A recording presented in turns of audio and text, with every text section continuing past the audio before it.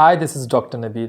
मेरे पास काफ़ी लोग आते हैं और कहते हैं हमारे तो दांत ख़राब होंगे ही होंगे, हमारे दादा के नहीं थे, हमारे वालिद के कुछ दांत गिर गए, हमारे तो ख़ानदानी मसला है। मैं आज आप लोगों को ये बताना चाहता हूँ, it's not about genes, it's about hygiene. अगर आप अपने दांतों का ख्याल रखेंगे, उनकी सफाई कराएंगे, प्रॉपर ब्रश करेंगे तो आपके दांत बुढ़ापे में नहीं गिरेंगे। अगर आप नहीं करेंगे तो गिर जाएंगे। चलें प्रोसीजर की तरफ चलते हैं और फिर मैं आपको सारा मैकेनिज़्म समझाता हूँ। ये प्रोसीजर है स्केलिंग और पॉलिशिंग। स्केलिंग और पॉलिशिंग करवाना क्यों ज़रूरी है? जब आपके दांतों के अंदर प्लाक और कैलकुलस या पीलाहट जम जाती है तो वो आपके दांतों को कमज़ोर करती है। वो कैसे कमज़ोर करती है, उसका बेसिक सा मैकेनिज़्म है। चलें मैकेनिज़्म की तरफ चलते हैं और थोड़ा सा इसको समझें।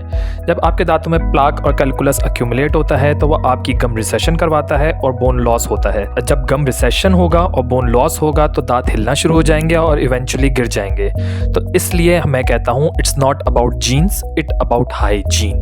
वैसे तो जिसकी स्केलिंग और पॉलिशिंग मैं कर रहा हूँ, इसको कोई प्लाक और कैलकुलस एक्यूमुलेट नहीं हुआ हुआ। प्लाक और कैलकुलस ऐसा नहीं हुआ था क्योंकि मेरी टीम ने मुझे कहा था कोई गंदे दांत नहीं देखना चाहता तो आप साफ दांतों की स्केलिंग करें ताकि लोग देखें।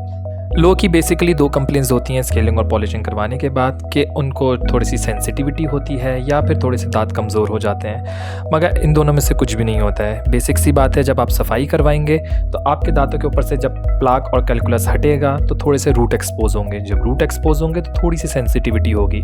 वो आपके कुछ टूथपेस्ट और माउथ वॉश कवर कर लेते हैं और वक्ती तौर पर होती है, वो सही हो जाती है। आप कोई भी बॉडी का ऑपरेशन करवाएं, कुछ भी करवाएं, उसका एक ड्रॉबैक होता है, वो साइड इफेक्ट होता है। तो वो थोड़ा सा टाइम लेता है और हील हो जाता है। तो दांतों का भी यही होता है कि जब आप सफाई करवाते हैं तो वो थोड़े से दिन आपको ठंडा गर्म लगता है और उसके बाद वो हीलिंग हो जाती है तो वो सही हो जाता है। मसूड़े अपनी जगह पे आ जाते हैं तो सही हो जाता है। अब दूसरी बात आ गई कि आपके दांत कमज़ोर हो जाते हैं। कमज़ोर दांत बिल्कुल नहीं होते हैं, उल्टा दांत मजबूत होते हैं। हाँ, मगर अगर कोई शख्स हमारे पास 20-30 साल बाद आ रहा है, उसने 20-30 साल से प्लाक और कैलकुलस मुंह में रखा हुआ है, वो इतने सालों से उसको पाल रहा है, और जब हम सफाई करेंगे तो हाँ, उसका हो सकता है कि थोड़े से, क्योंकि गम रिसेशन ऑलरेडी बहुत ज़्यादा हुई हुई है, बोन लॉस ऑलरेडी ज़्यादा हुई हुई है, तो इस वजह से जब सफाई करेंगे तो उसको लगेगा मेरे दांत कमज़ोर हो गए, मगर कमज़ोर नहीं, उसके दांत फर्दर डैमेज होने से बच जाते हैं, फर्दर इन्फेक्शन होने से बच जाते हैं।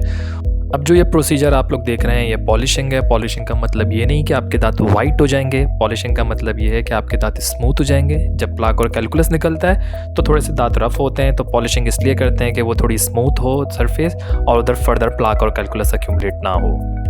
ओके, ये प्रोसीजर हम इसको सैंड ब्लास्ट टेक्निक बोलते हैं। इससे अगर दांतों में स्टेन्स होते हैं, काफ़ी लोग सिगरेट पीते हैं या पान छालिया गुटखा के स्टेन्स होते हैं या चाय कॉफ़ी पीने के स्टेन्स होते हैं, जो ब्लैक स्टेन, ब्राउन स्टेन हो जाते हैं दांतों के अंदर, तो ये इस प्रोसीजर से, इस मशीन से सारे आपके स्टेन्स हट जाते हैं। वैसे स्केलिंग और पॉलिशिंग से भी काफ़ी हद तक हट जाते हैं और इस मशीन से बिल्कुल ही साफ़ हो जाते हैं अगर कोई स्टेन्स वगैरह हो तो। जैसा कि अभी आप लोगों ने देखा कि स्केलिंग और पॉलिशिंग कैसे होती है, it's not at all a painful procedure. इसके अंदर बिल्कुल पेन नहीं होता। जब आप ये प्रोसीजर करवाएंगे तो सारा प्लाक और कैलकुलस रिमूव हो जाता है। प्लाक और कैलकुलस रिमूव होने से आपके दांत मजबूत होते हैं। It's never too late to take an appointment for scaling and polishing. नीचे दिए हुए नंबर के ऊपर रब्ता करें और अपने स्केलिंग और पॉलिशिंग करवा के अपने दांतों की हिफाजत का ख्याल रखें। शुक्रिया।